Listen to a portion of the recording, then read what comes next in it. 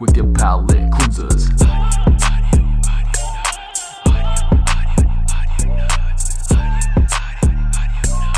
Show me what you got.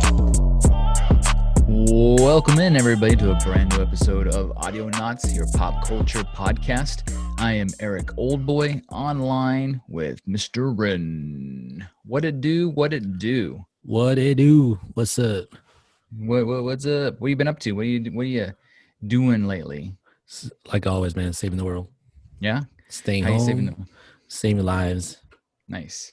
How else are you coping with the COVIDs? I think by now, I'm just used to it. Like it is what it is. It's You every go day. out. It's like like you said, it's a new normal. You go out, wear a mask, stay, as far as you can from others. If not, then just be safe. Yeah. Have you tried exploring and doing things you haven't done in a while? Going out to restaurants, going to movies, anything like that yet? Not movies, because there's no good movies to watch. That's true. We have a mutual acquaintance that went and saw, what movie did he see? You remember? He goes, hey, I went to the theater. I'm like, what'd you even find to watch? What was it?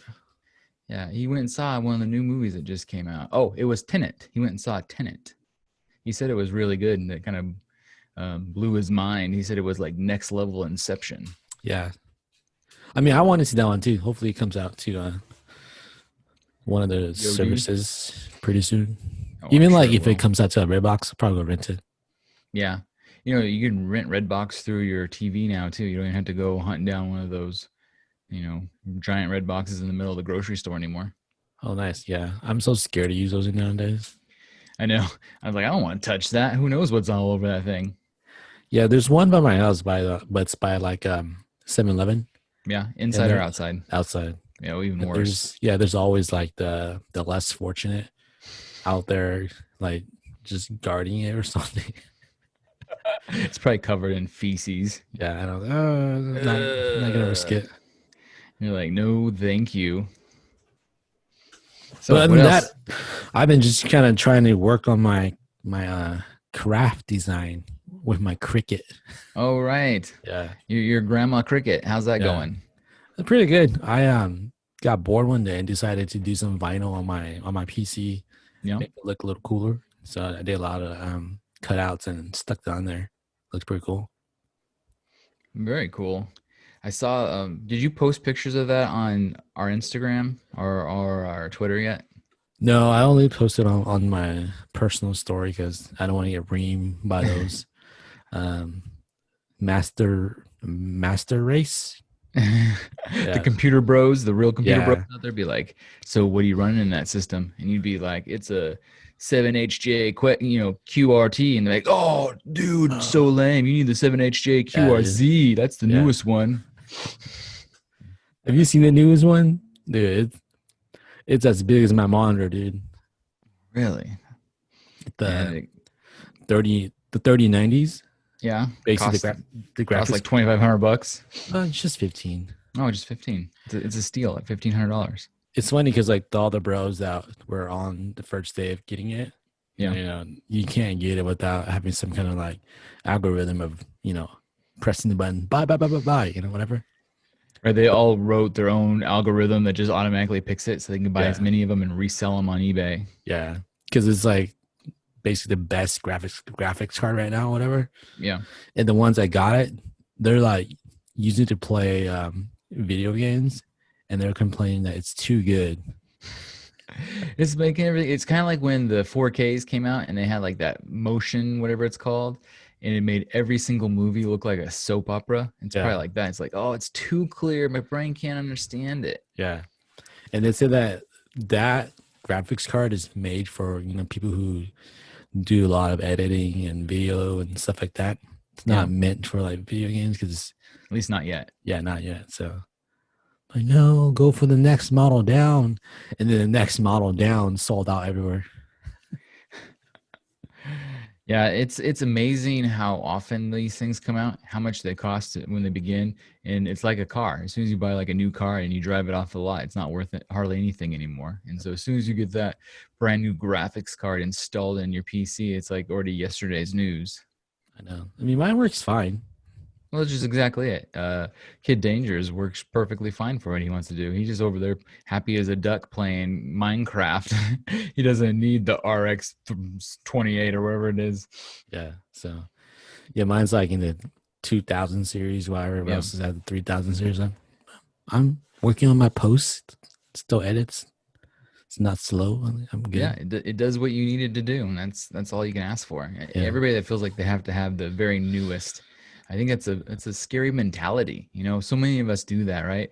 Where we're like, oh, I got to have the newest iPhone, or I want to be first in line for this video game. I'm gonna wait overnight, or I got to be the first one in the theater, so I got to like stand in line all damn day. It's like I don't know what's changed where we all decided we want to be the first and how important being the first seems to mean. When in reality, if you just wait, you get it cheaper. You don't have to spend so much time trying to do it. It's incredible. Well, like for example, like you were saying, there's always even the news people do it now too. They want to be the first to report it, and they get the news, but it's on like accident on Second Street. That's all they're reporting. Like, yes, we were the first one to report it, but there's no details. Like, what accident? What happened? Like, what is Yeah, it? and then it's just 100,000 people going, "What is it? Where is it?" Because Yeah. then it just makes you nervous. Like, well, I have somebody that lives near that street. Maybe they're hurt. Yeah. Yeah. And like I always compare that stuff to golf, right? Yeah. You could have the best, the most recent golf clubs, but dude, your game's still gonna be the same, man. Yeah, you know what? Even if you spend all that money on new equipment, it doesn't make a damn bit of difference unless you're a decent golfer. Yeah. And so, yeah, you're starting getting into like these really small variables that don't matter, but you think it does, and you're hoping it will. Because you're like, man, I want to be as good as this person at that thing, and if I have this newer thing that's even cooler, it's gonna give me that advantage, that edge. And a lot of times, it's just not the case. Yeah. You see this PC mouse I have? It has all those extra buttons, man. Yeah, I got a $700 mouse and it does 5,800 different things, and I use it just like any other mouse. Guess what? My KDR is still 0.5. Kill death ratio. So there you go. What have you been watching? What have you been viewing these last few days? Anything good? The same old lunchtime. Been watching Clone Wars. Oh yeah, that's right. You're in the Clone Wars. Yeah, over the Are you loving it? weekend. Yeah, dude. Honestly, like you said, I think this is better than the three Prequels for sure. the three new movies too. Mm-hmm.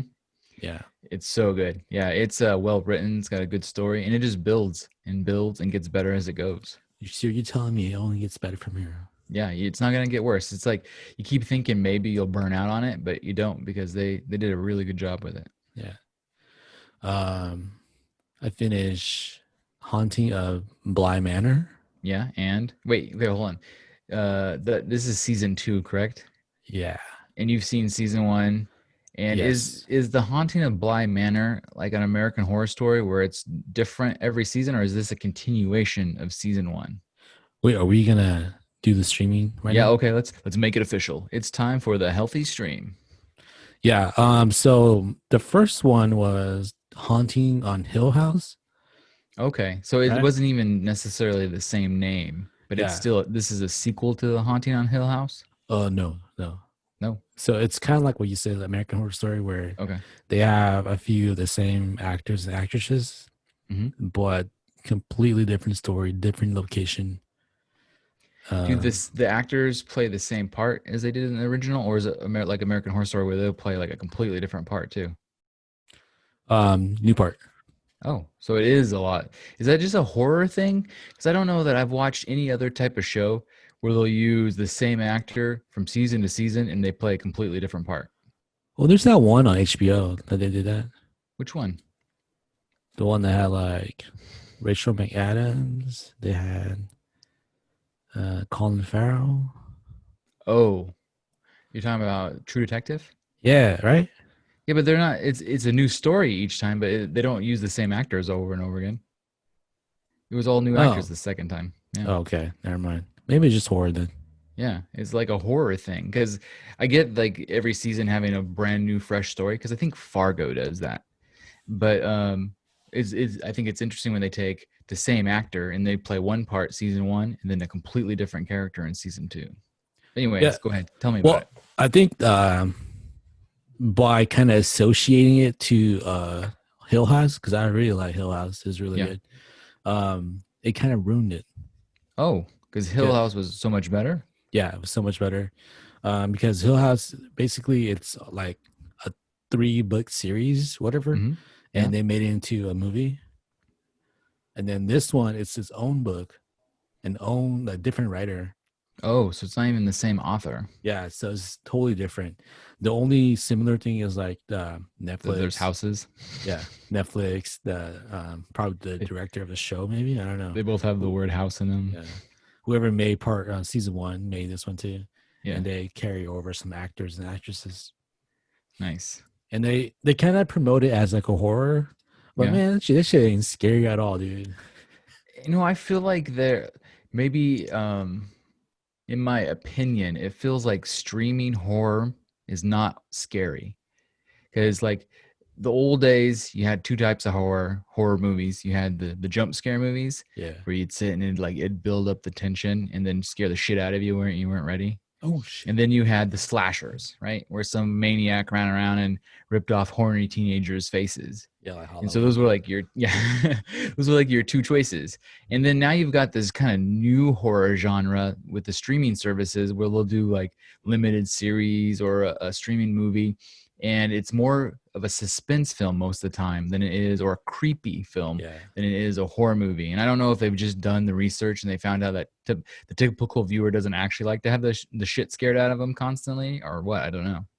But then it's kind of like you for me, I love horror movies. I kind of go into it wanting that, you know, I seek that. And this one's more like psychological and more storytelling. Right. And then at the end, you kind of feel bad. Like, wait a minute. You know, I mean, horror movies always have a bad ending, you know, like that's how it is. But these are just like, oh shit, I feel kind of bad for that person. Oh, really? Yeah. So they twist it all around and you're like, oh man, that's not a happy ending at all. Yeah. Okay. And so for the ones that say it's scary, dude, it's not scary, man. Like, so they're just weak sauce. They haven't been like watched enough horror movies that they've been like jaded by the whole thing, and they're still get afraid. Yeah. I think that series, one of my favorite things that they do is the camera shots, to where it's like a one continuous shot, you know, like that's cool. It goes from it goes like from this scene to the scene. It's all like one shot. Yeah. And it makes you like, whoa, that's pretty cool. I appreciate that. So on a scale of 1 to 10 nuts, what would you give The Haunting of Bly Manor? Is it Bly Manor or Bly House? Bly Manor. Okay. I keep wanting to say like Bly Mansion. But, a solid 4. Oh, yeah. That's not great. So I'll probably skip it. It was too like slow and talky for me. Maybe because we're in Spooktober, we should, every episode for the remaining Spooktober, is give a good critic review on something scary, some scary show or movie. Because there's so much of it right now. You know, Hulu's always doing their Halloween and those kind of things. And I think this, because the Bly Manor show is on Netflix, right? Yeah. And I know you watched something else on Netflix that was spooky. Can you give us your review of Hubie Halloween? It's just like every other Adam Sandler movie. Yeah, because I've heard nothing but terrible things. Oh yeah. So how would you say it's like Waterboy Adam Sandler, or is it more like, I don't know, more of his like newer stuff where he's like Mystery Ship, or whatever the hell that last one was he did?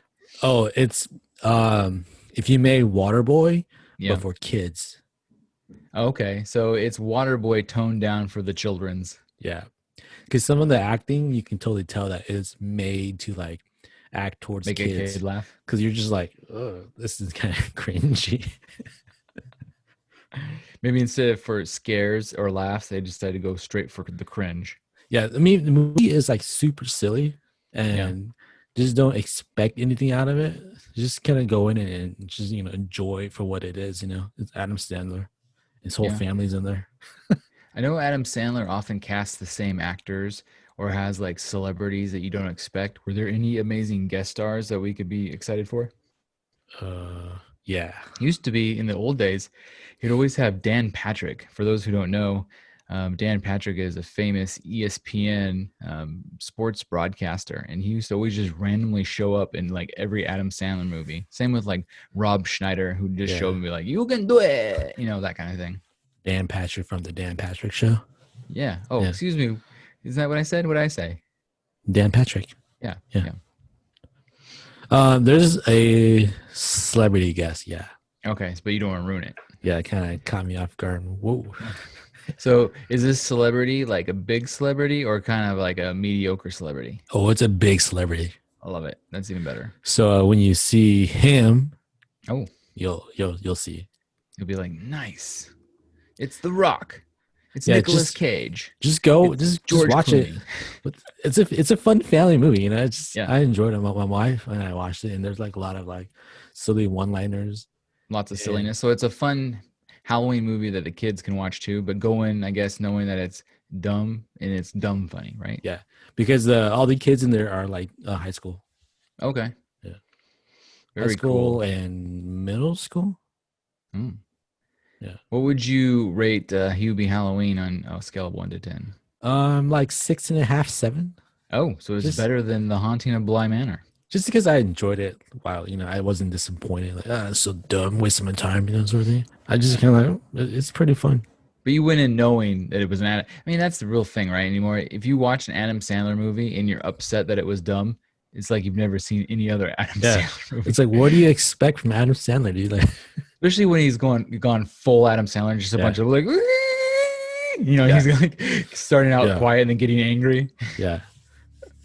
It's like, it's funny because I went to like the Google and Googles Google Adam Sandler movie. Yeah. And I'm like, seen that one, seen that one, seen that one, seen that one. Like, I've seen like 80% of his movies. Like, what's your favorite Adam Sandler movie?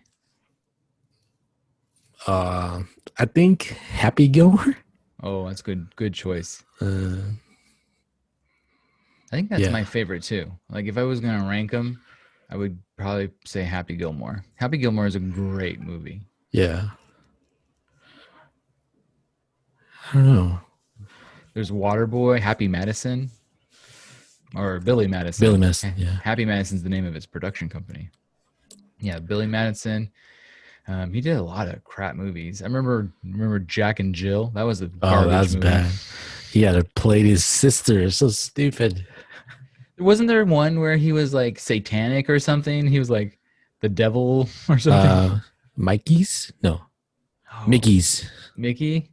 I don't know. We're in the wheelhouse of where it's at. It'll come to us eventually. There's a lot of dumb Adam Sandler movies. Yeah. Like, he puts out a movie like every year, whether it's good or bad. Yeah. And guess what? People still watch it, man. There's something about him, dude. Like I saw a headline saying that people want a sequel to this Hubie movie. Really? It's because he's likable. So even though a lot of his movies are dumb as hell, probably 90% of Adam Sandler movies are complete garbage. But he just seems like such a likable dude that we're all in. Like even Uncut Gems was supposed to be this amazing movie. It drove me nuts. We talked about it, a few episodes ago about how just the sound, the way they edited the sound in that movie, like was insane. But Adam Sandler was a good actor for the first time ever, probably in that movie. Yeah, I think Netflix kind of knows their audience, and they're kind of like, I give two shits about the critics. We know that our audience will watch it. And that's all they care about. And we've seen that from Netflix where they're less worried about the critics and just railing on them as long as the audience are tuning in. Yeah, critics, it's a terrible movie. Why are you making a sequel? And then guess what? The numbers are in. It's because they made money. Yeah. So, the critics probably don't even pay for their Netflix subscriptions. Mm-hmm.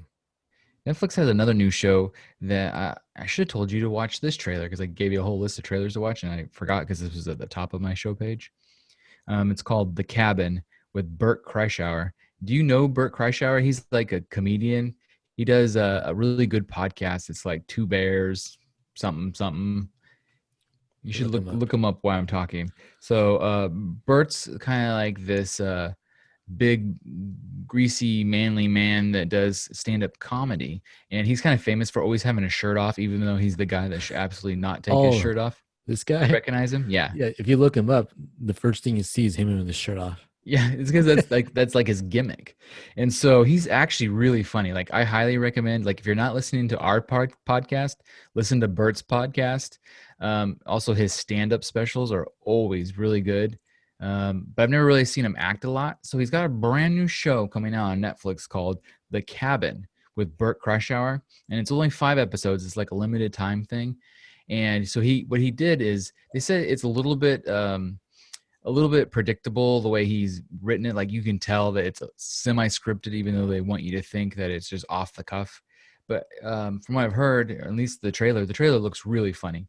So he takes a bunch of other comedians, like all of his comedian friends.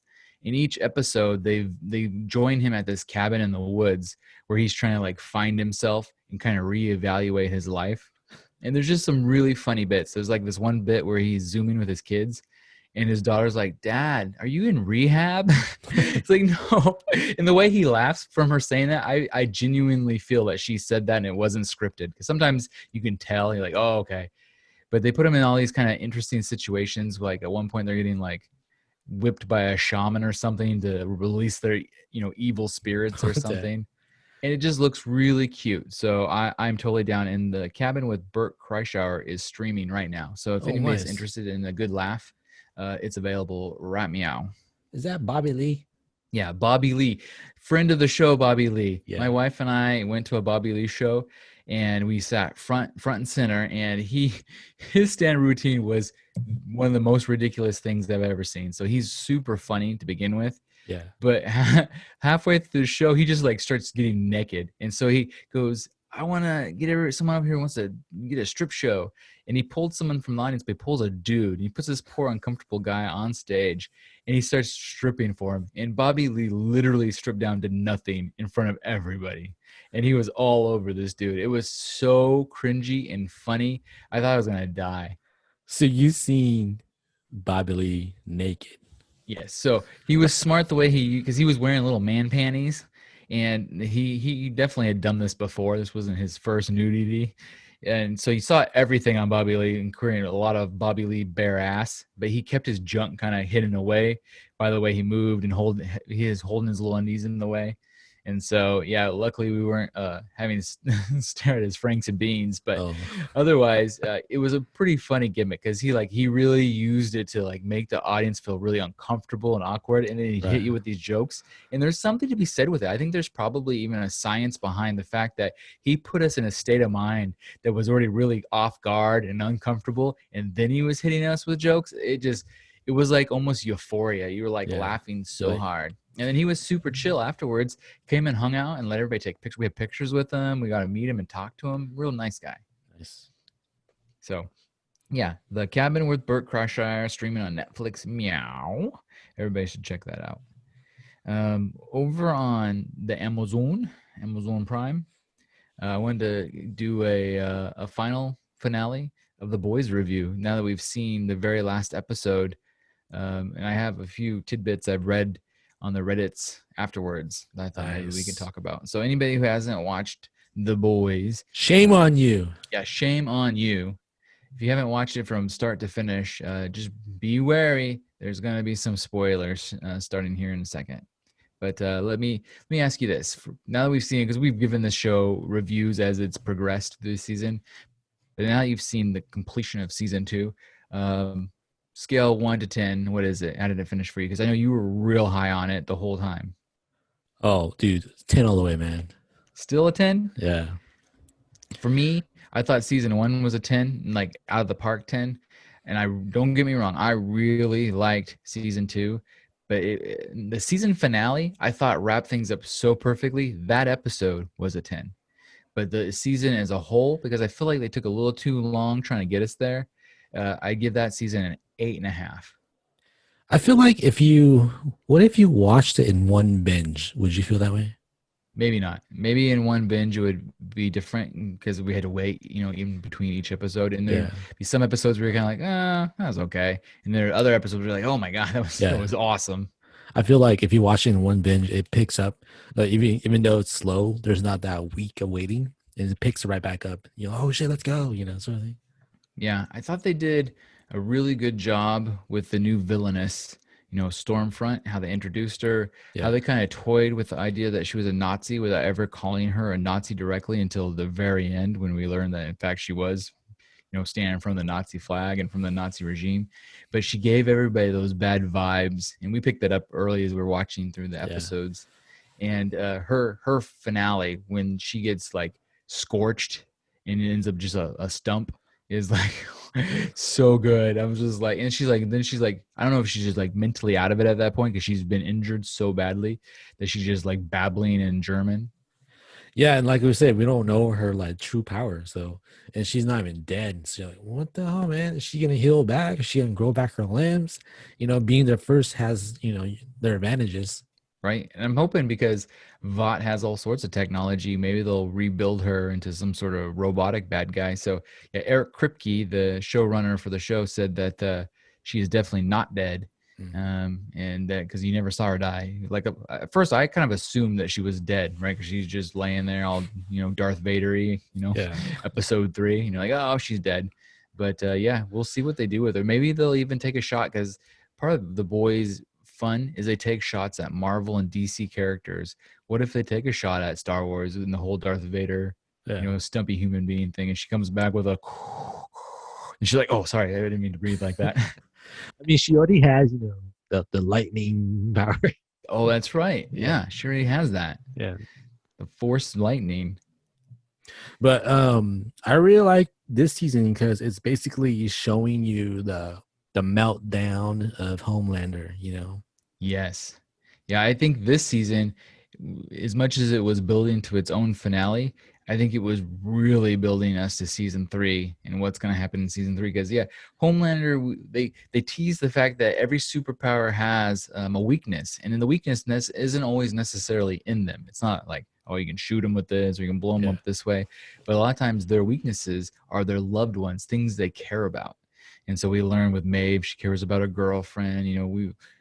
Starlight cares about her mom and she cares about what's his face. And so they all have people and things like that. But Homelander, we think at the end of season 1 that he cares about the lady that running the show. What was her name? Can't remember. the one from Cobra Kai.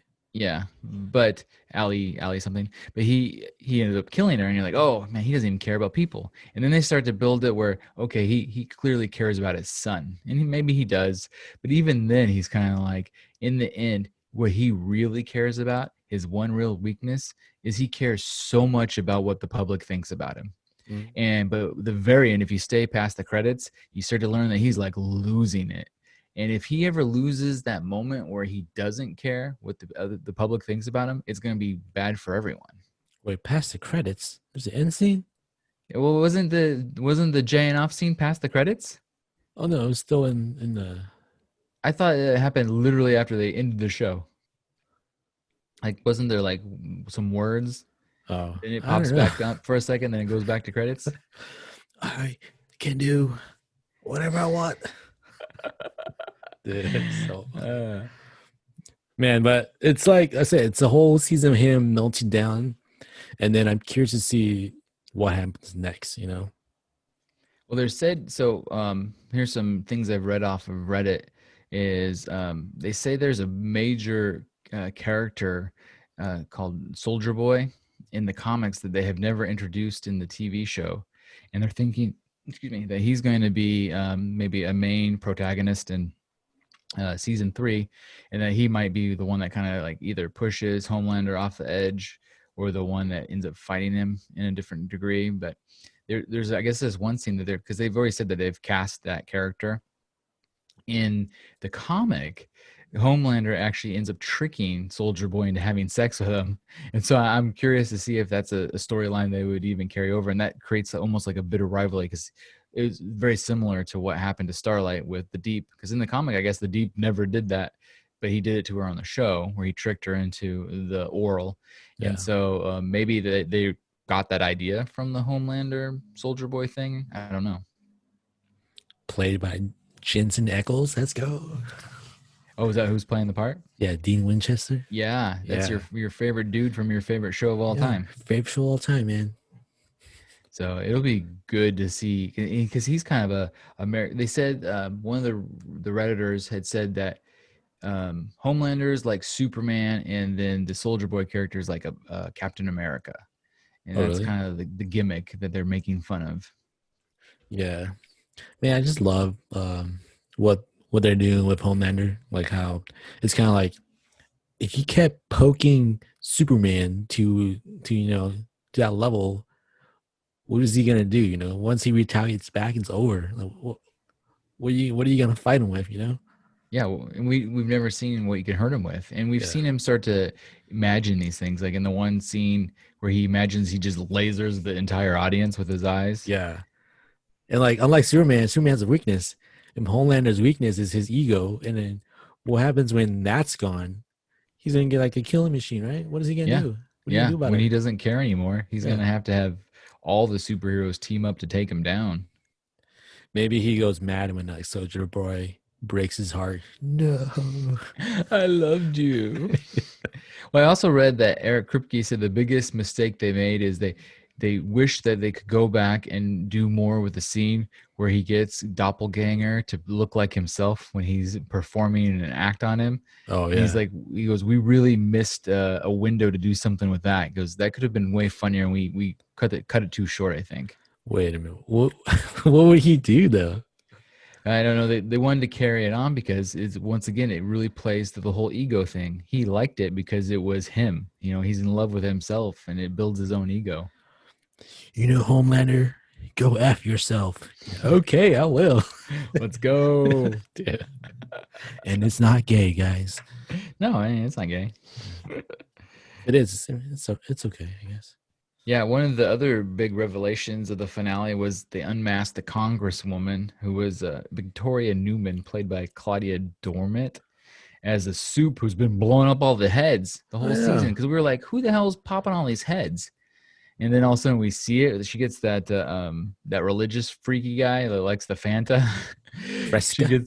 Fresca gets him on the phone and pops his head, and you're like, oh snap! I did not know that. And then, of course, towards the very end, Huey ends up unknowingly joining her group, and it'll be interesting to see what happens with him in season 3, working for the bad guy and not even realizing it. I bet you her power is, how you're saying that if that's the case, she's hell powerful. Yeah. She has to like somehow like touch you or do something to you for her to be able to do that. Or maybe part of it is because her power is so strong, the rest of her is just weak and she's easy to kill. And so that she has to stay hidden, not let people know she's the one doing it. And so maybe the whole next season is just them trying to figure out who the hell's doing it so they can kill her. Because without knowing that she's the one doing it, it just seems like it's coming from nowhere, especially when she pretends like, oh no, look what's happening. How are we going to survive? Maybe it's like her power's like a what do you call it when you like eject some kind of your spirit out? There's a word for it. Yeah. There is a word for it, and I actually know it. Ectoplasma. I don't know. Projecting.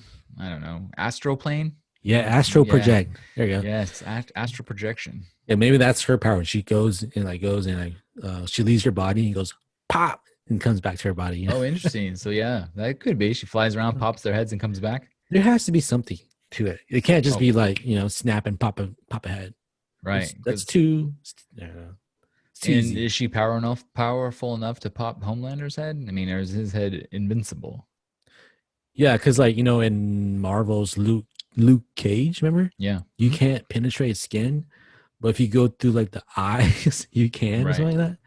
So if you pop it from the inside, does he die or can you? I don't know. Yeah. They pop his head and the inside's pop, but his head still looks the same. He just looks like a zombie.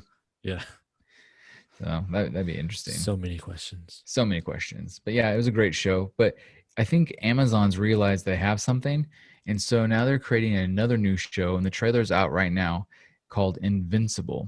And Invincible is coming out in 2021. It looks totally awesome. It's a cartoon, and it's based off of an Image comic by Garth Ennis. I want to say the guy that wrote, I think, what did Garth write? Did he write? Oh, he wrote Preacher. So the guy that wrote The Preacher is written this comic called Invincible.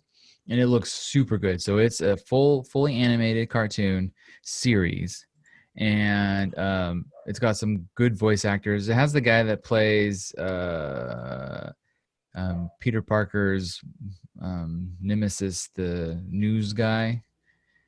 What is his name? The guy that does all those insurance commercials. Oh, The farmer's insurance guy. Yeah. God, I can't remember his name, but he plays the voice of the dad of Invincible. So he's a soup, and then his son's even more supery. And it just looks like it's like good, violent fun, very much in the vein of The Boys. So Oh. Invincible, I think, is something to look forward to. J.K. Simmons. Thank you. Yeah, Ah. J.K. Simmons. You should have known that. I should have known that. Whoa, is he Asian? Let's go. Is he? I don't know. He's voiced by Steven Yeun. Oh, there you go. So maybe he's part Asian. I don't know, because maybe he, the dad in the cartoon didn't look it, but he maybe kind of looks. It's hard to tell because he has like eye coverings and his face is kind of covered with the partial mask. Yeah, that's cool. Yeah, I like so- Steven Yeun. He, Glenn from The Walking Dead. Oh, okay. He also voiced. Yeah. English is hard. Yeah. The Red Lion Paladin from Voltron. Oh, nice. Yeah. Very cool. So yeah, that's something I think everybody can look forward to. It looks really cool. Amazon's the one releasing new ideas and upcoming projects. Did you see that they purchased Paramount Pictures Coming to America Part 2? Wait, is that the one with Eddie Murphy? Yeah. Did you ever see the original? Yeah. I only kind of remember that movie. It had Eddie Murphy and Arsenio Hall in it. It was before Arsenio got his like talk show, I think, and become really popular. And the one scene that I always remember, and it stuck with me because I was probably like 9 or something. I was like, oh my gosh, was Eddie Murphy's, this rich king that comes to America and doesn't want people to know he's rich while he looks for a wife. And so he's in like this hot tub, and this girl, like he's like talking to Arsenio Hall, and all of a sudden this girl pops up from underneath the water. You didn't realize she was down under the water the whole time. And she's got like a toothbrush, and she's like, would you like me to wash the royal penis, sir? And then like for whatever reason, that's always stuck in my head. It's like all I remember. How old were you? Like 9. I remember it's just my mind was blown by that joke. I thought it was so funny. But Coming to America 2, they've already made it apparently. So it's been filmed. I think it's in its final editing stages, and it was owned by Paramount. But because of COVID-19, they decided not to release it in theaters, but instead they sold it to Amazon. So Amazon came in hot and heavy and bought it for $125 million. Dude. So they spent a pretty penny on it because he's a legend. He's one of the greats, and the film is expected to premiere on their service on December 18th. So before the end of the year, we're gonna get the new Coming to America Part 2. I don't know that there's a trailer yet, but I can't wait to see it because I feel like both of those guys have actually aged pretty good, so it should work, even though it's quite a gap between the first movie and the second movie. Has he done anything lately? The last thing I saw him do was Dolomite Is My Name for Netflix. And I heard, I listened to Howard Stern, so I didn't read. I heard this on Howard Stern the other day, that Netflix paid him like $200 million to do a stand-up special. It's like the highest paid anybody ever just to stand up and talk in front of people. Because he's a legend. That's why he wants to party all the time. Oh, yeah. His one hit. Party all the time. Party all the time. I just want to party all the time. It's catchy, man. It is. It's one of those earworms. In fact, I have a story later about some earworms. Oh, what a tease! What a tease. Over on HBO Max, they kind of released some news about their own cartoon, and we've talked about this a little bit. Actually, excuse me. It's a live action based on a comic, so they're doing a live action Green Lantern TV show on HBO Max. It's officially been greenlight with a 10-episode order. Greenlit, let's go. I know. I don't know. So you tell me if this is good or bad, because I don't know my Green Lantern history that well. But it says that Hal Jordan, Kyle Rayner and Jon Stewart will not be part of the series. Instead, the show will focus on Simon Baz and Jessica Cruz, as well as Guy Gardner and Alan Scott. In the comics, Alan Scott was the first Green Lantern, but he was never a member of the Green Lantern Corps. Scott will also be depicted as a gay man in this incarnation. So that's, I think, a new twist that we haven't seen before. Huh. Interesting. Yeah. Does that get your Green Lantern pants tight? Well, I don't know, man. For me, I was never really a Green Lantern guy. I thought he Not was, even when Ryan Reynolds did it. he was cool. Like the thing is, like his power, it's like too goody two shoe, you know. Right. Or he got chosen because his will was so strong, you know. Right. And then once you lose your will, you know the ring's gonna be like, nah, fam, I'm out. I'm gonna find a new person. Right. Once you get too weak, they swap it. And the Green Lantern's power was always kind of interesting, though. You know, how he like just kind of manifests any dumb thing he thought of with his little ring. What was the lantern even for? Like, I don't even know that much. What does he do with the lantern? Does it shoot something or?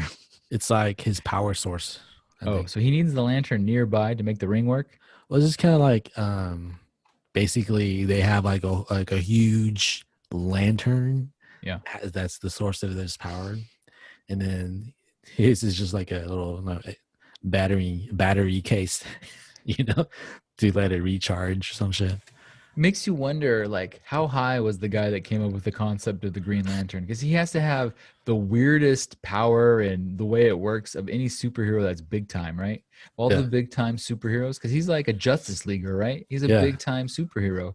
And his power is just weird as hell when you really think about all that goes into it. And there's a whole group of these weirdos flying around with their lanterns and their rings and all this crap. And then they have to have like good willpower and I don't know. Yeah, because I'm not sure. I don't know much about this. Plus, are they doing it to where they're just humans that gets to be it? Because the Green Lantern Corps has like a bunch of people like aliens and other types of. Well, I think the fact that they said that he was never, they're using Alan Scott and he was never a member of the Green Lantern Corps. Maybe they're not focusing on that yet. Yeah, it's I don't know, man. I guess these are the things I don't know. Yeah, there's so many questions. We have to wait and see. So over on CB All Access, they're turning a book, one of my all-time favorite books. I'm not a huge book reader, but have you ever read the book The Stand by Stephen King? No, not much of a reader. Okay, so it's a good one. And they've actually made it into a TV series before, but they're making this one exclusively for CBS All Access. The Stand was a post-apocalyptic dark fantasy novel written by Stephen King way back in 1978. So pre your existence.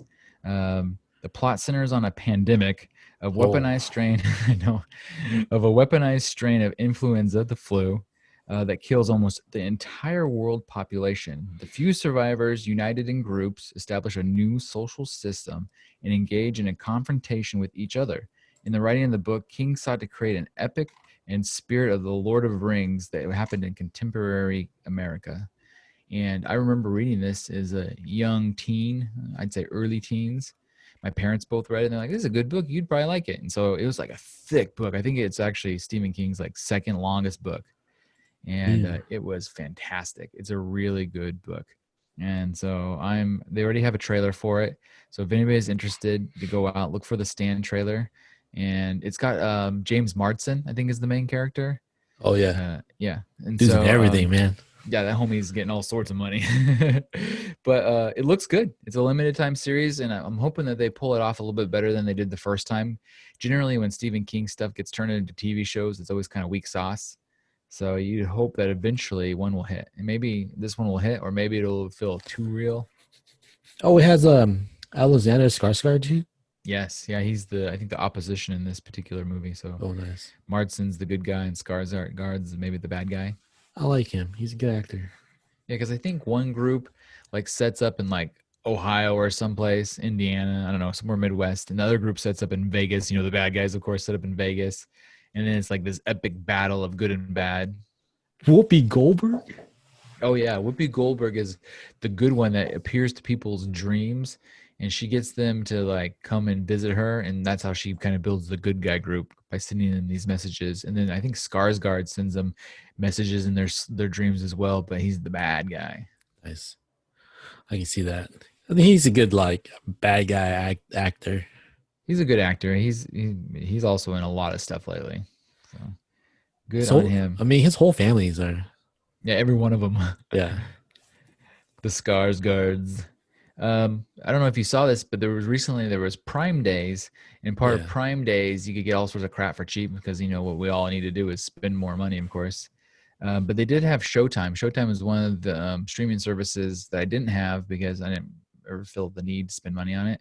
But you could get Showtime for 99 cents per month for a couple months, so I got it.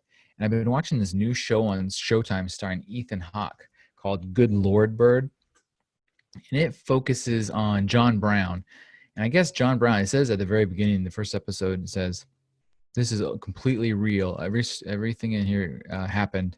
The telling of it's a little fun. And so they kind of tell you that the overall arching story is real, but the way they tell it, they're having some fun with it. And it's crazy. So John Brown, apparently, because I don't know much about John Brown, so I feel like I'm learning something, was this kind of loony guy that came up in the Civil War era, and he decided God told him that he needed to free the slaves. And so the narrator, who is a young black boy, says, you know, some African Americans love John Brown, and some think it's crap that he gets any kind of credit for their freedom because he was just a nutso.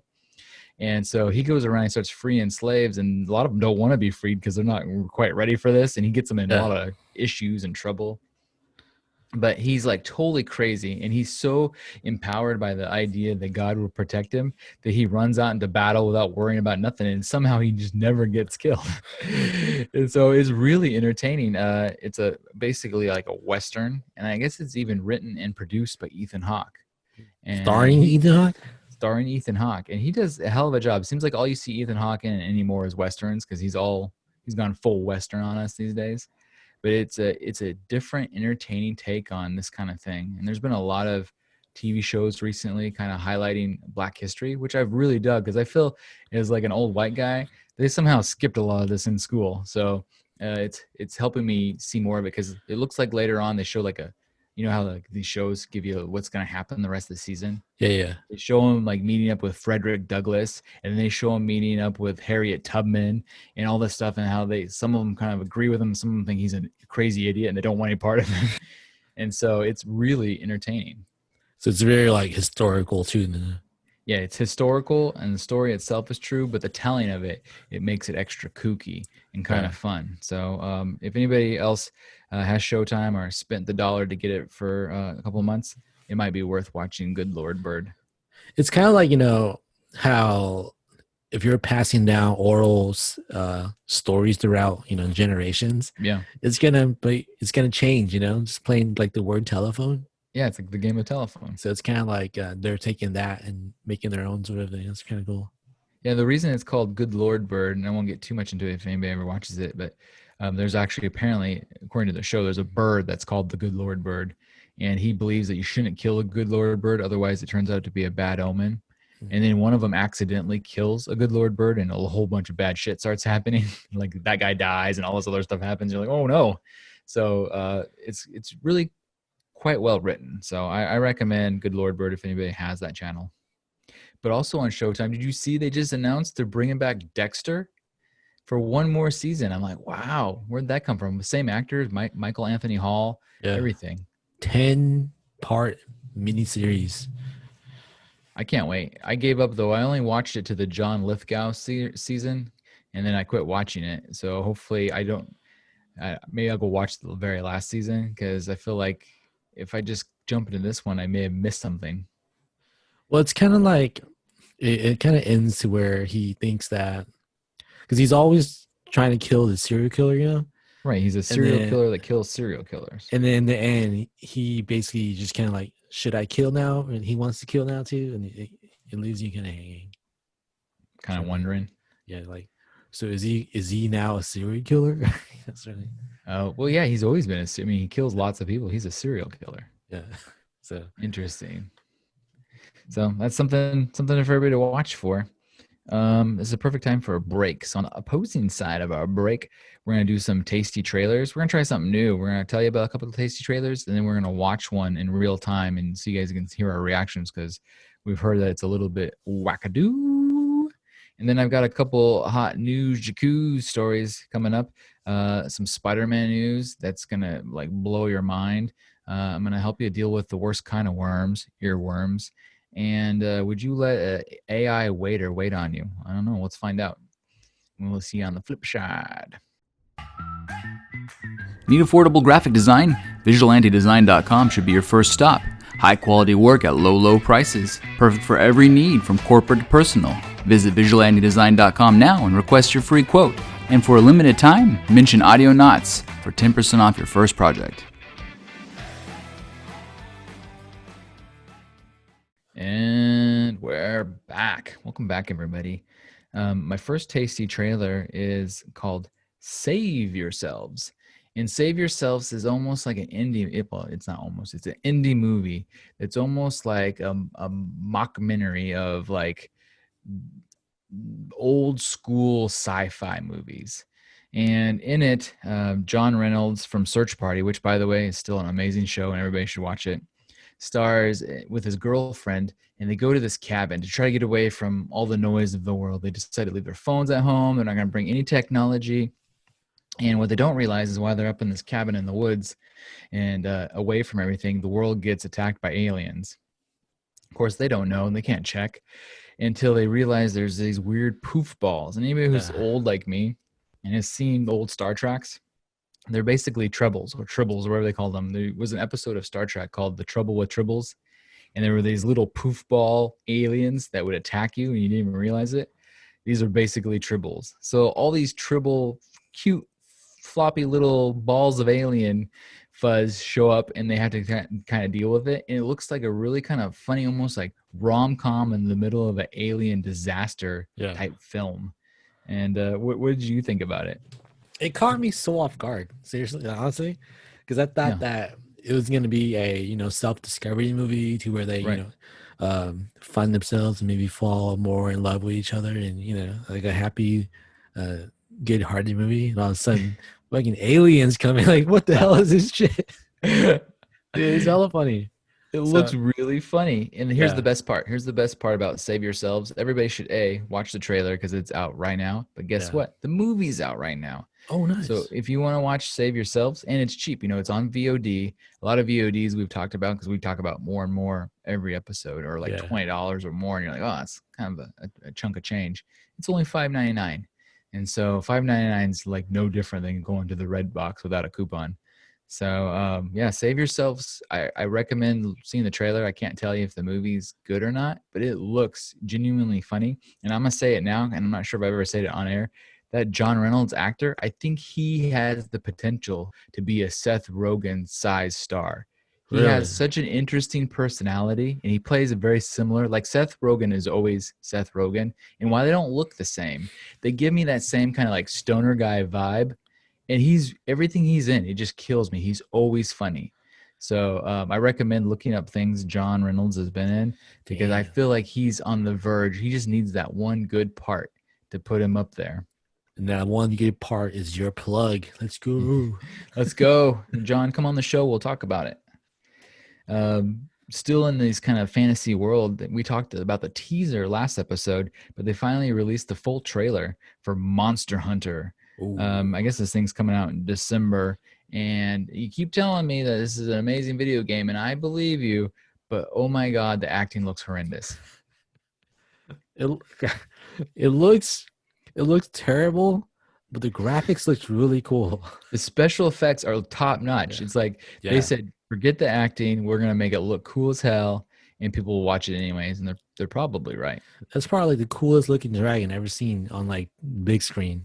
Yeah, no, their effects are dope. So maybe you watch it for that. But the acting, the fact that they couldn't hide how bad the acting is in a trailer full of monsters lets me think that the acting must just be off the charts bad, like real bad. I mean, like I said, it's a movie about hunting monsters.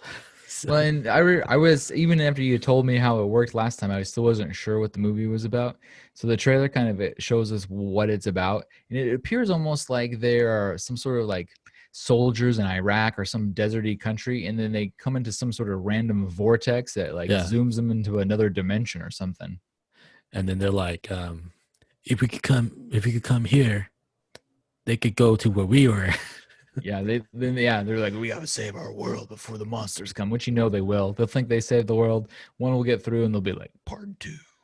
That's why I don't know, man. Hopefully they don't go that route because like the whole thing about the video game is like you're supposed to kill the monster to use their like bones and stuff to Yeah. make your weapons. That's why you see in the show she's having like dual blades. He has a big ass sword. They're all from monster parts, you know.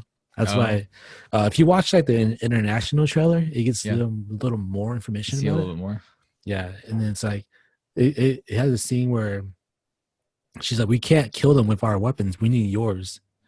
And that's when they go into like, training to use their weapons sort of thing. Yeah, because they go like in the trailer, they seem to morph from shooting machine guns at it to like giant ass like anime swords. Yeah. It's like, yo, how does the trailer have so many gun scenes when you came through the portal with you and your one car or whatever, like Yeah, it's where's like all you the guys, ammunition come from, Like, you're overthinking it. Yeah. You're definitely overthinking it. but So- because I think they kind of tease you the two monsters, the two Yeah. big monsters, Right. but in the video games, those are like mini boss. They're not even like the big monsters. So they've showed us in the trailer just the babies, and the big Yeah. one's saved for the movie. And I still bet you money that something at the end gets through the portal back to normal Earth. And if the movie's successful, part 2 will be them fighting the monsters on Earth. Yeah, I mean it's gonna end that way for sure. Because like Yeah. there's like these monsters, there's like the giant monsters, and there's Yeah. like the elders. That's a very like ancient. So there's The more smart monsters. yeah, there's a lot of stuff, but we'll see. So we can tell you already without seeing any of it that you watch that movie for fun. You don't go in there for a good plot. Yeah, I mean, theaters, no. Streaming, yes. I'm curious to see how much that one comes out for streaming because I guess it's coming out in December, so we'll see. Maybe the nice thing about all these VODs coming out in December is a lot of times you have more free time. You're at home for like Christmas vacation or whatever it might be, and this year because you can't go as many places, maybe it'll be the perfect time for some of these end of the year movies. Well, like I keep saying that I want to see it, but then I You haven't. never do. Yeah, I haven't bought a VOD yet, dude. Like You did Mulan. oh, my sister's dead, so Still, doesn't count. you participated in the Yeah. purchase of a video on demand. Yeah, So I lied. Fake news. I keep saying it. No worries. I keep saying it too, and I've never done it. Maybe I should just buy this Save Yourselves movie just because it's cheap. So my next trailer, my next tasty trailer is called The Watch, and I know a million other things have been named The Watch.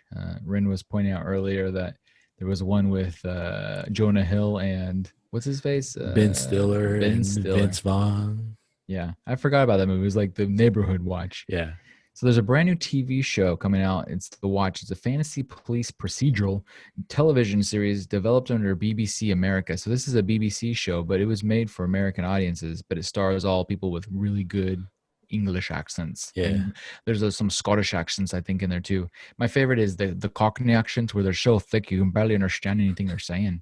So they ordered an eight-part series. It's inspired by Ink Morpick City Watch from the Discworld series novels by Terry Pratchett. It looks pretty good. It says premieres January 3rd. So the beginning of next year, we're going to get this bad boy. And I think I have BBC America on my YouTube TV. In fact, I'm 99% sure I do. But it seems like it's kind of like they're like police that kind of take care of this weird paranormal stuff, but because they're like Scottishy, Britishy police, they've got this like dark humor about the whole damn thing. And the one guy almost looks like a homeless guy.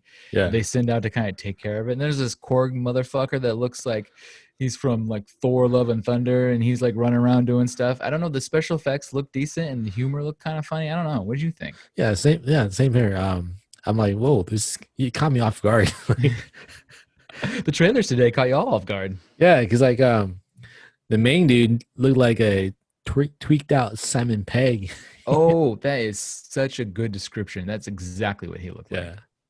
So it looked interesting. It has a lot of like fantasy stuff that I like too. So Yeah, I'll definitely give it a shot. Hopefully the accents aren't so thick that I can't, watch it without like subtitles. But it looks good. So that's something to look forward to at the beginning of the new year. Jumping into the jacuzzi, getting our news jacuzzi on, the news that you can use in the hot news jacuzzi.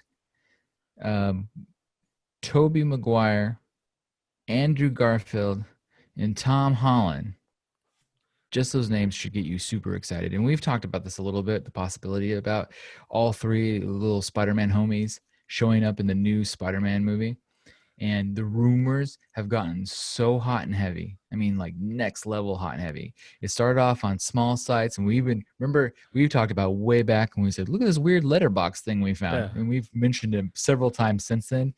And it's gotten so ridiculous that I'm starting to think it might be true, because I saw it on not one, not two, but 3 legitimate websites over the weekend that this might be true. That they are and they're saying it's not even a cameo. It's like this is a straight multiverse situation with Sam Raimi at the driver's seat. it's like you're living in utopia. Shoot, man, how pumped are you for this? As much as I love Tom Holland as Spider-Man, Yeah, Tobey Maguire is still my favorite. that's a good call, though. The one thing I'd have to say is I really like the OG Spider-Man movies a ton. I really like the brand new Spider-Man movies a ton. The only ones I didn't like were the middle ones with Andrew Garfield, but that doesn't mean I didn't like Andrew Garfield. I actually think that they've done a pretty good job at portraying Spider-Man with all 3 of these actors. And so it would be pretty neat. And I hope we get that meme scene where they're all pointing at each other. Like, you. But God damn, if this is real, I feel like they pulled out all the stops, because it makes sense from a Marvel standpoint, because they're always trying to like geek us out harder and harder every time. But it makes even more sense from a Sony standpoint, where all they own is the Spider-Man franchise.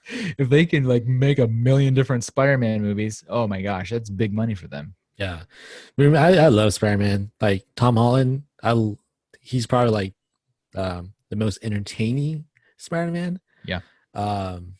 I like Andrew because he's my like the cast is like perfect the way he looks. He's like the perfect cast in my opinion. Yeah, he does look the part because he like plays Peter Parker really well.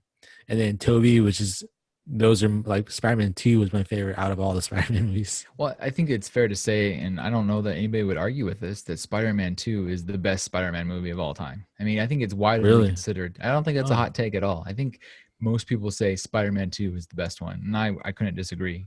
But I really do I think I like the new Spider-Man movies more than a lot of people, because you hear a lot of people talking trash on those. But I like how kind of fun, and part of it, I like that they fit in so well with the MCU. Yeah. Because I understand the whole reasoning why they're doing that with the MCU, but for me, I really like Spider-Man, how he came to be with based on his Uncle Ben, how that tragedies sparked this whole thing, But then I understand that they used Tony Stark to be that person and fill that role to build like the new Avengers rather than being its own Spider-Man. And this is like the perfect, I think I could just imagine being the producer who doesn't actually know shit about comic books, and you roll in and they're like, oh man, I just wish we could have more Spider-Man. And you go, listen, have you ever heard about the multiverse? And they're like, does that work? And then these guys make a cartoon about the Spider-Man multiverse that's amazing. And they're like, this can work. This opens up so many possibilities. If you're a producer, you're like losing your mind knowing, oh my God, I can make 10 of the same movie with different actors and all of it works. Yeah. Let's go. I want to see one with Jake Johnson. Oh my God. Can you imagine? That'd be so good. So good. So good. They should do that for us. Yeah. And I heard that they've already cast Miles Morales. They haven't said who it is yet. Oh. And they're not saying that Miles Morales is going to be in this movie, but they've already hired the actor. So that's the other hot rumor that I've heard. Maybe like a tease, like, oh, look at him. Yeah, maybe like a after scenes thing to get you ready for the next, kind of like the games did. Man, who would it be? I know. I don't even know. Somebody new. It's got to be someone new. I hope, like we've said a million times before, fresh faces make for the best fantasy. So because he's like what, half black and half Puerto Rican? Yeah, correct. So yeah, I can't wait. My next story isn't it the worst getting worms? Do you ever hate it when you get worms? Yeah, all the time. It's like there's nothing worse. Of course, I'm talking about earworms. Everybody here hates an earworm. You know, when you get a song stuck in your head and you're like, dude, hey Ren, have you ever heard this song? And you're like, God damn, dude, I don't know. And you're like, you've always Lady wanted Gaga? I don't even know. It's an earworm. I have no idea. And so you got this unknown song like stuck in your head, and it just drives you nuts. And I remember trying oftentimes, trying to like sing it into my Shazam to see if I could get Shazam to recognize it. And Shazam's like, forget you, dude. That's not a song. You're just making noise. Well, guess what? It finally exists. Earworms be damned. Our homies at Google have created a thing that we can do where you can hum into your phone and go, and it'll tell you what the hell song it is. And it's the most amazing thing it's ever got. So it says here, Nice. if you've ever had a song stuck in your head but don't know the words of the artist, oh, damn it, Mashable. They just popped me up with, would you like to subscribe to Mashable? You can know this all-consuming mission to name that tune. You're hard-pressed to search for it when all you know is the chorus, or it goes something like, dun, dun, dun. Yeah, that's searchable. Wow. But as of Thursday, Google added a hummed search option feature to its mobile apps. At its virtual Search Online event highlighting updates to its new search engine, Google execs showed how a few seconds of humming or whistling can turn up real results. An iOS and Android device can use your Google app, search a widget, and Google Assistant all ask, what's this song? And start humming away, and it will tell you what it is. How amazing is this? I don't know how often I'll use it, but just knowing that I can is so good. That's cool. Yeah, no, I'm pretty pumped. The writer on this Mashable article that they try to sell me to sign up for says he tried it out with a Spice Girls song and that it worked perfectly on the first try, which is pretty good for a brand new thing. And I'm pretty sure I might already have the Google app on my phone, so I might have to give it a whirl. I wonder, like, how good is it? You know, like, you know how you listen to like some indie ass song, like if you hum that song, will they know what it is? You know, I'm betting it has to be a fairly popular song, at like least at mainstream. first, until they build their library. Because if you start off with something really crazy that's like super unknown, I mean, I don't know. Maybe we'll try it out. We should try it out between episodes and see if it works, or maybe even bring it on and try it. Oh, live. Oh, speaking of live, I forgot to watch the trailer of Jiu-Jitsu. Should we do that real quick? Yeah. It's not too late. Okay, so we're going to watch the trailer of Jiu-Jitsu, which we almost forgot about until you just said live and it reminded me. So I've got it already queued up here. And so anybody that doesn't know, Jiu-Jitsu is a brand new movie coming out starring the one, the only Nicolas Cage. Yes. Here we go. All right, so You know what I don't understand? How the hell are you still alive? how the hell are you still alive? Hey, Joe. Oh my God. So he just jumped off a cliff into the water. Must have been a pretty bad fall. And Nick Cage asked him if it's a pretty bad fall. I like his hair. The moon looks super fake. When it's open, Oh shit, what's that thing? It looks like the dude from Lost in Space. Oh, Mr. Robinson. Danger, danger. the space. Nicolas Cage. You hear me? He just goes, you have to watch out for the spaceman. Whoa. Oh my God, he shoots ninja stars out of his arm. He stays and he kills Is that Kid Danger? I know, right? In politics 5 through 15. Alien Man. politics. Now you are 5 through 15. the chosen. Jiu-jitsu You are the chosen one. Oh, it's got Frank Grillo in it. You die bravely. You know, wasn't he? Crossbones. No one else will Yeah, have to. Crossbones. Juju Chan. Who the hell's that girl? Tony Jadu on bot. He's crazy. Like me. He's crazy, like me. Wow, this freaking movie looks wild. Wait, pause. The director Pause. of Kickbox. Pause it. Okay, pause. Was she deflecting ninja stars with her It's crazy. nunchucks? Let's see. Pulling back. Is it a katana or is it ninja stars? No wait, it's. I think she had like one of those stick nutshots, things. It was. Or maybe, I don't know. That was pretty cool. Oh, look at that! Oh shit! There's no honor in killing crazy. There's no honor in killing crazy. That's what the movie should have been called. I don't know where they came up with I can jiu-jitsu. fly too. I'm having fun too. The movie should have been called There's No Honor in Killing Crazy. All right, that movie does look wild. I'm glad we did that. That's incredible. I don't get why it's called jiu-jitsu when he's like sword fighting. Yeah, there's like zero jujitsu in it. That I'm like, that sounds cool. But they missed out the fact, and I like every scene with Nick Cage is just him like, you're trying to fight me, but I'm totally crazy. Yeah, like his hand movements. I don't actually know jujitsu, man. So yeah, there you go. Jiu-jitsu looks fantastic. I am definitely gonna watch that. I wonder how much that'll be on VOD. I mean, it got pretty good action scenes. Yeah, that looks incredible. So I think we should watch more trailers on the show like that, because that was fun. I feel like I need to work on my reactionary stuff, because you watch these reaction people and they're just like losing their minds, and I felt like I should have lost my mind a little bit more, because that was insane. Well, this is the first trial. It was almost too much for me to input. I was just like, what the There's too much happening, dude. It was shocking. So that was cool. We gotta wrap this bad boy up because it's getting to be a long episode. So I have two stories I want to finish up with before we tie up and put a bow on this thing. In Seoul, Korea, they've created AI robots that will serve your food. They're basically trolley-like robots that deliver your food. They're waiters, and they've created these delivery food service robots that go around and they're able to hand out food to 4 different tables all at once. It says that shortly after a customer orders through a touchscreen at the table, the 1.25 meter tall robot developed by South Korean telecom company KT Core brings the food and uses its visual SLAM. I like this acronym. Simultaneous localization and mapping. I mean, they really had to work to make that make that one. Slam. Ba-ba-da. Let the boys be boys. Capabilities to avoid obstacles and navigate around customers. The robot can deliver food up to 4 tables at once. So he's basically like a Roomba that hands you your meal. That's cool. That's a future is now right there. Are you down for robot waiters? Hell yeah. I feel bad though, because how often do we hear about how we're taking away all the jobs, and this is the kind of stuff that people are upset about. Well, have you been to Korean restaurants? I've been to like Korean barbecue.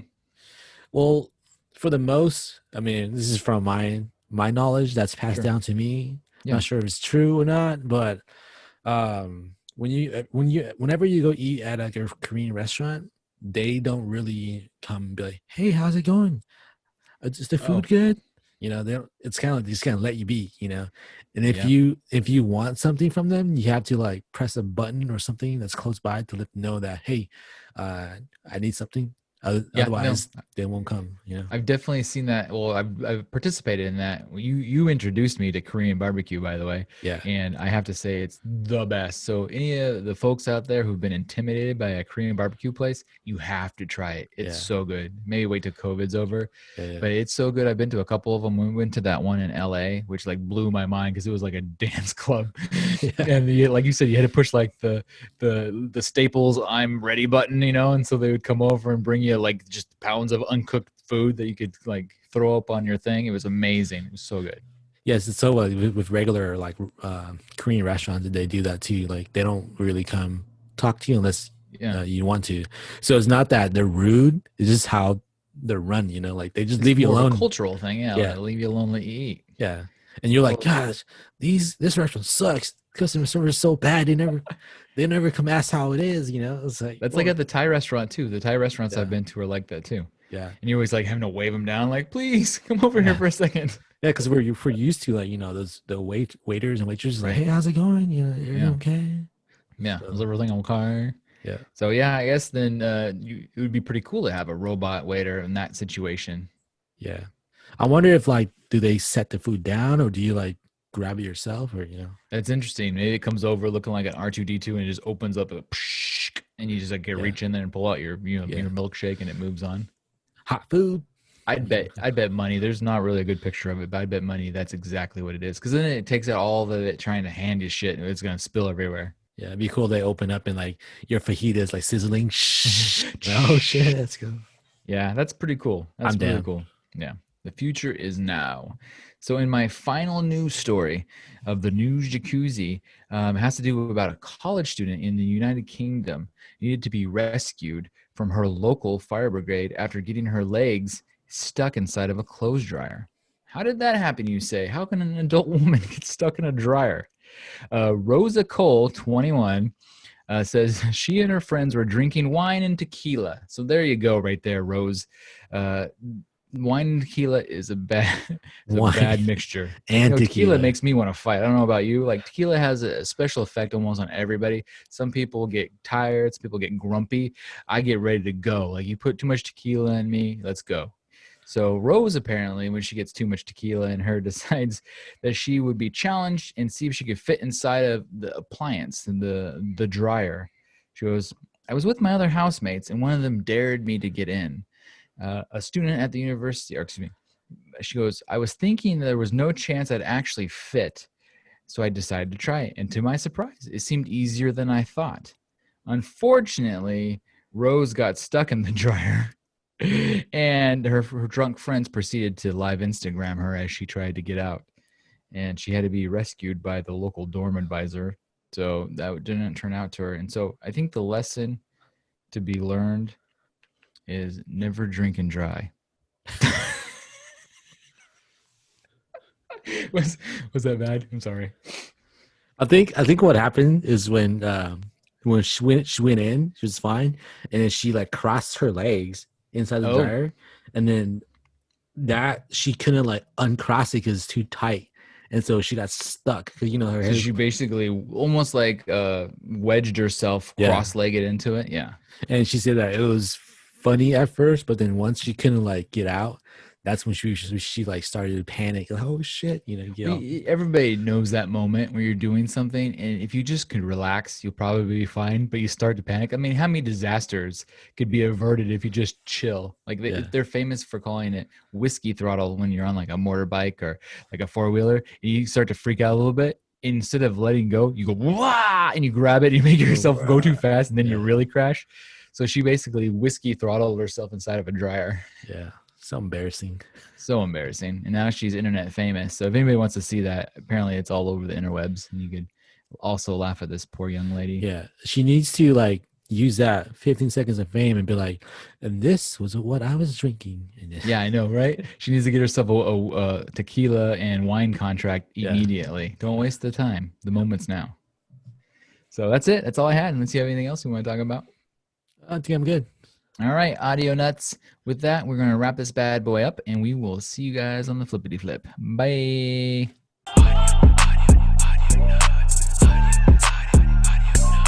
Show me what you got.